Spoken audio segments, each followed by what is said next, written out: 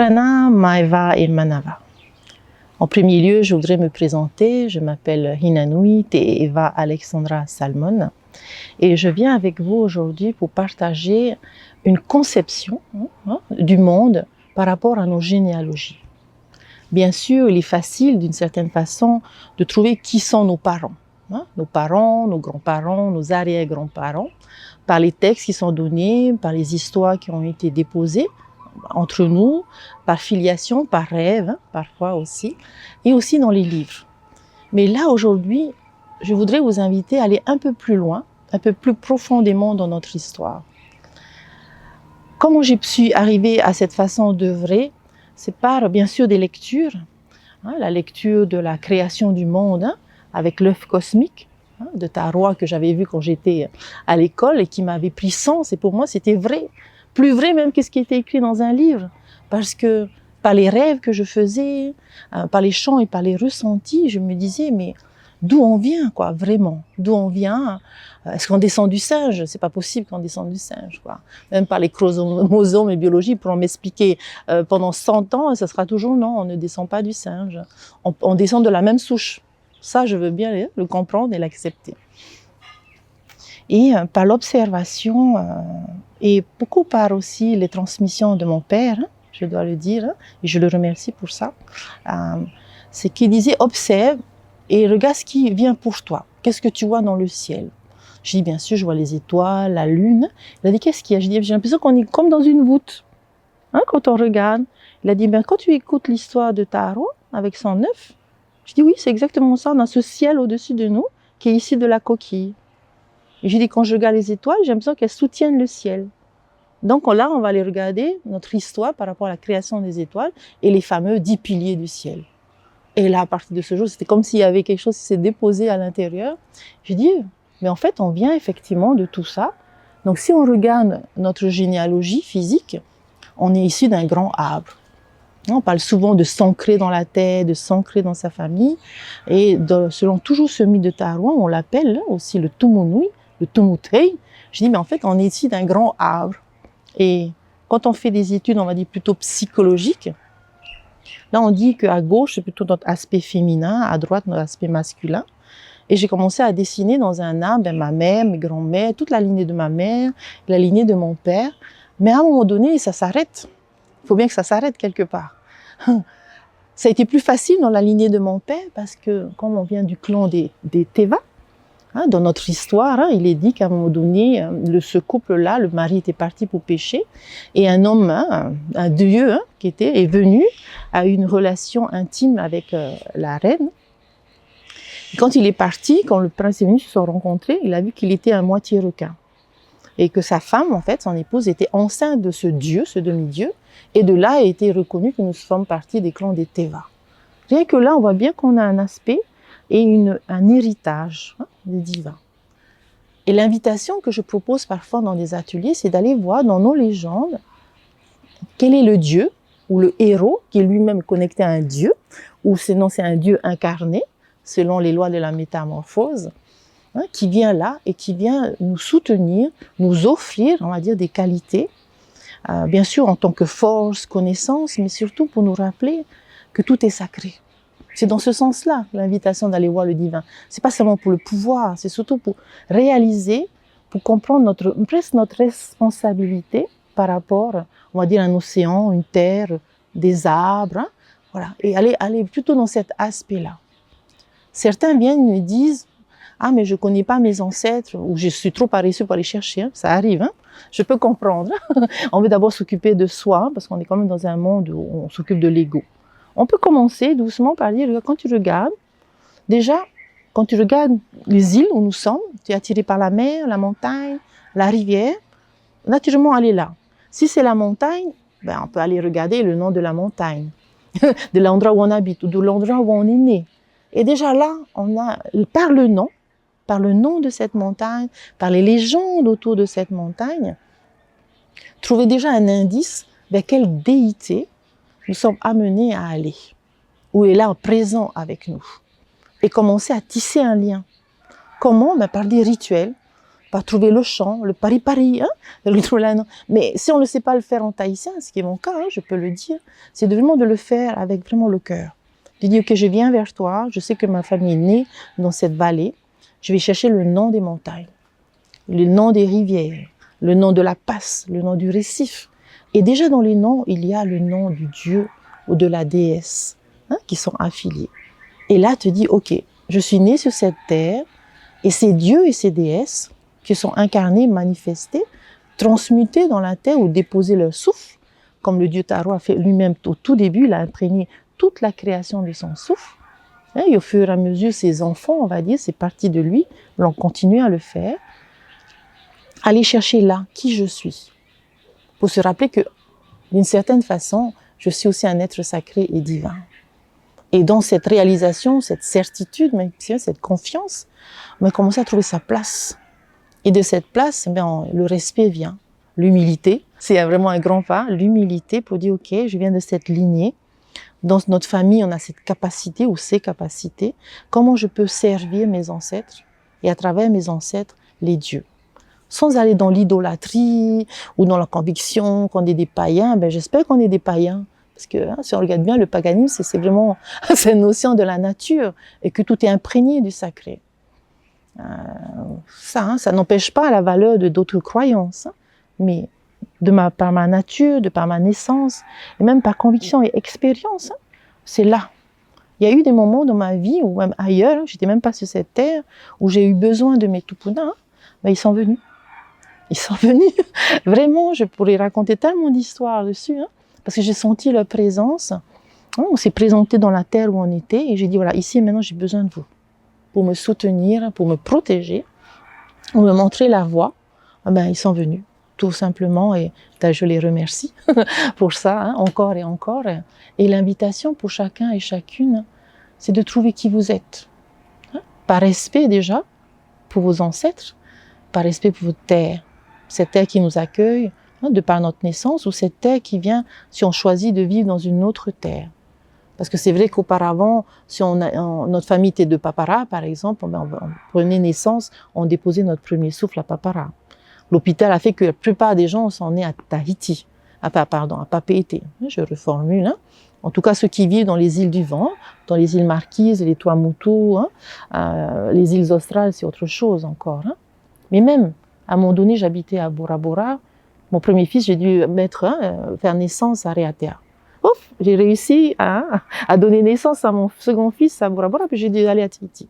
Donc, d'une certaine façon, c'est pas qu'il y a de regrets, mais surtout pour moi, merci pour cette plume, Maruru. Par exemple, mon plus jeune fils, j'ai eu la chance qu'il vienne, qu'il me choisisse comme matrice et qu'il dépose son âme à travers moi à Tikehau. Et je voulais donner naissance à Tikehau, je l'ai appelé d'ailleurs mon fils Kehau. Et je regrette d'une certaine façon d'être venu à Tahiti pour qu'il vienne dans ce monde, parce que pour moi, il est vraiment des Tuamotu. Des Tuamotu. Mais bon, j'ai fait réconciliation parce que Tahiti est une île incroyable avec toutes les déités et les présences qui sont là et que tout est juste finalement. Il fallait peut-être faire une réconciliation entre les Tuamotu et les îles du Vent qui viennent là. Je pourrais aussi vous partager une expérience que j'ai eue par rapport à la famille de ma mère. Ma mère, donc, c'est une fille d'Oum, et de par son père, Henry Doom, qui est né en plus à Topuei, il y a toute une lignée là où j'ai très peu été visitée. Et j'ai reçu en rêve, à un moment donné, il y a à peu près 4-5 ans, j'avais déjà rêvé de cette sirène, mais je la sentais triste. Et il y a 4-5 ans, quand vraiment je suis plongée profondément dans ces lignées pour aller observer qui était là, je la voyais même emprisonner cette sirène. Et je me dis, bon, qu'est-ce que je peux faire? Et je suis partie aux Australes, pas à Tupuei. Voilà, j'étais à Rimatara plutôt et Rurutu. Maintenant, je comprends parce qu'il y avait une blessure dans la famille. Et elle nous a montré qu'il y a très très longtemps, lorsque les dieux et les déesses étaient encore plus perceptibles, acceptés dans la vie de tous les jours de nos ancêtres comme étant des êtres réels qui pouvaient changer de forme, qui allaient et venaient. En tout cas, cette sirène était là. Elle est tombée amoureuse d'un être qui vivait sur la terre et de leur lignée sont venus notre famille. Et que dans cette lignée, il y avait toujours une fille qui avait le don de prévoir les tempêtes, de prévoir le mauvais temps, même l'arrivée, on va dire, des ennemis, montrer où était l'eau, à quel moment. Elle avait ce don de divination. Et dans ses rêves, toujours, elle montrait qu'à un moment donné, lorsqu'ils ont commencé à sortir de ce respect des dieux et des déesses et aller plutôt prendre le pouvoir, ils ont commencé, on va dire, à sacrifier les filles pour prendre le pouvoir. Ça a été un choc pour moi, bien sûr, parce qu'on a cette vision, on a fait du mal. Mais c'est contextuel. Il faut savoir qu'au niveau contextuel, dans toutes les traditions, il y a eu à un moment donné cette notion de sacrifice. Ce n'est pas un jugement, c'est juste une souffrance, je dirais. Donc, elle me montrait qu'il y avait ça. Mais en même temps, justement, parce qu'il y a eu un choc, la plupart des femmes de la lignée, elles entravaient le pouvoir. Elles ont bloqué pour plus entre guillemets, qu'on les tue. Et il m'est arrivé quand j'étais petite, à 6 ans, donc c'est quand même très tôt, de par les visions que je recevais, la famille, donc, de cette lignée, ils ont considéré que mon pouvoir, entre guillemets, de vision, cette capacité, je dirais même pas pouvoir, cette capacité de voir et de parler avec les dieux et l'invisible était quelque chose de sacrilège. Et ils ont voulu effectivement me faire du mal. Et c'est un grand-oncle qui m'a guérie. Je le dis vraiment, c'était un miracle parce que je suis morte, je suis revenue. J'étais vraiment brûlée et tout. Il m'a soignée avec les plantes. Il m'a montré comment utiliser les plantes, m'a emmenée dans l'eau et il me racontait. Il me disait non, c'est normal, dans la famille on a cette capacité, c'est les gens qui ont peur, toi-même tu peux avoir peur. Laisse œuvrer, laisse toujours tout cet héritage divin exister en toi. C'est pas du tout un mal, au contraire c'est un don qu'il faut plutôt apprivoiser, comprendre, ne pas aller dans la peur et dire ok c'est là, je vois, peut-être que je comprends, montrez-moi par des signes que c'est juste et pouvoir aider les autres. Aider les autres. Et donc plus tard on montrera, j'ai fait un rituel pour me connecter à cette sirène et à travers elle toute la lignée justement voilà, qui vient de cette terre pour déposer un pardon et une gratitude aussi qu'on appelle Ho'oponopono qui existe aussi en Polynésie, dans toutes les îles en fait, issues de l'océan, nées de l'océan. Cette notion de respect et d'humilité, d'acceptation et surtout de confiance absolue que c'est là. Et à travers justement cette sirène, je peux dire, se connecter à toutes les déités de l'océan. Il y a Ruahatu, le plus grand, qui celui effectivement œuvre dans toutes les eaux, même les eaux nauséabondes que personne n'a envie d'aller. Il y a Te Moana, il y a les Meherio. Et je me suis connectée avec une déesse, qui est plutôt la déesse du récif, que j'ai rencontrée depuis longtemps, parce que chaque fois que je vais dans les Tuamotu ou dans les îles, j'essaie d'aller marcher sur le papa. Et j'ai rencontré cette déesse, je la voyais toujours en forme de corail, un peu, qui venait, comme si elle m'acceptait à l'intérieur d'elle, quand j'allais marcher. Elle me dit, enfin tu es là, tu viens, parce que nous on est issus d'un récif et d'un papa.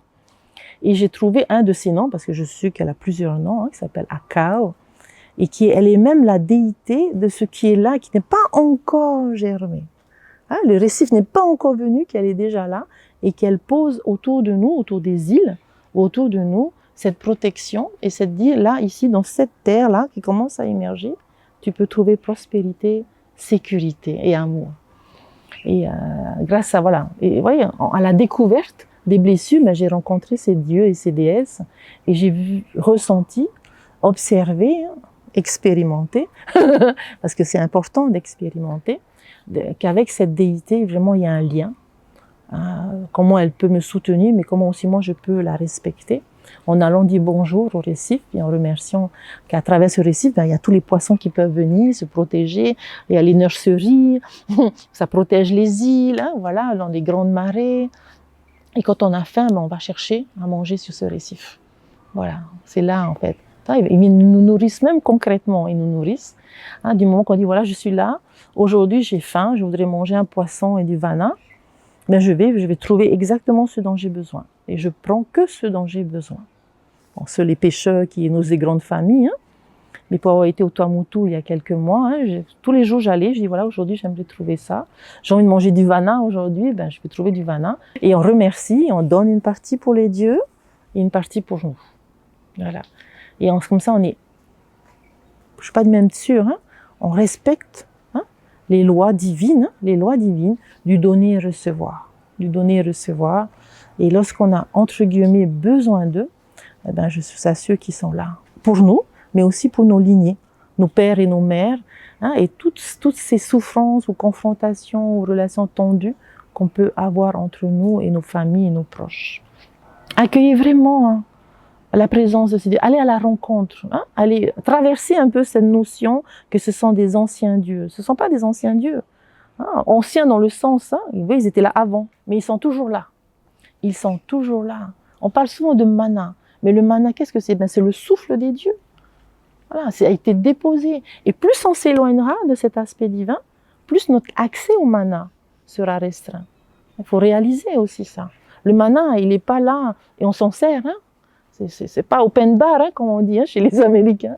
C'est quelque chose qui a été déposé, qui a été créé, qui a été nourri, qui a été aimé. Et il est là partout, imprégné. Regardez, si vous aimez le Haïto, cherchez la légende du Haïto. Même dans le nom, il y a déjà c'est une signification, la légende. Et là, vous allez voir que c'est connecté à tel Dieu. Et à partir de ce Dieu, est-ce qu'il y a une résonance pour vous, pour votre famille, votre histoire? Et remerciez ce Dieu d'être là, présent, dans la montagne de Orohena, ou dans la, voilà, cherchez, trouvez et expérimentez. Posez la question, observez ce qui se passe en vous, observez les signes. Vous voyez, une plume se dépose pour nous aujourd'hui. Le soleil est là, Maruru Hara. Maruru Hara. Le vent s'est calmé, voilà, pour qu'on puisse parler sans le son du vent. Même les oiseaux se sont tus pour qu'on puisse parler un instant. Donc, je remercie, ils sont là. Ils sont en nous, ils sont autour de nous. Et déposez-les dans nos lignées pour que nos ancêtres, enfin, trouvent aussi leur place. En vous, mais aussi sur leur terre de naissance, leur terre de résidence. Et que ça arrête. Et toutes ces notions, ces matels, l'indivision, mon souhait, c'est que cela se calme, parce qu'on saura qui sont là, quels sont les ancêtres qui étaient là, vers quelle déité ils se sont tournés, et de dire, ok, là on est en tension, on est en confrontation, et juste que chacun ait sa place, et déposer, ok, dites-nous comment œuvrer pour qu'on puisse être en paix. Voilà. Ouais, c'est ma grande, de pacifier. J'utilise très souvent ce mot de pacifier nos mémoires. Et pour pacifier ces mémoires, il faut toutes les accepter. Toutes. Et accepter qu'on était effectivement reliés à des dieux et des déesses. Et les renier, c'est se renier soi-même. C'est pour ça qu'on se sent perdu. Et c'est pour ça qu'on est perdu d'ailleurs. Observez la génération de maintenant, ils sont perdus. Parce qu'ils ont oublié tout cet aspect. Voilà, ça a été remplacé par d'autres, sans ternir la valeur. Attention, le message reste le même. C'est juste la façon d'y aller. La façon d'y aller. Inclure aussi ça en nous. On n'est pas des demi-tahitiens. On va enlever, ça veut dire qu'on est des demi-dieux. On est des demi-îles. Non. On est des Polynésiens, on est nés de cet océan. On est nés de la première coquille, du premier souffle. Par l'intercession de certains dieux qui ont créé, on va dire, la race humaine, ou les arbres, ou les récifs, ou les montagnes, ou les océans. Mais à travers ça, on est tous un. Lorsqu'on va retrouver cette unité, par l'inclusion, l'invitation de tous ces aspects de notre histoire, là on va redevenir un vrai peuple. Un vrai peuple. Malgré, on va dire, l'océan qui nous sépare d'île en île, on dit voilà d'où je viens, je salue la terre où tu es, est-ce que tu veux bien m'accepter? Et là, on partage vraiment le Yaorana, et pendant un instant, on est un. Et on revient, on ferme cette parenthèse, on retourne chacun chez soi, mais en se souvenant qu'on est un. Et voilà, ce sera l'invitation, en tout cas pour aujourd'hui. Je vous remercie de m'avoir écouté. À très bientôt pour d'autres partages. Maruru.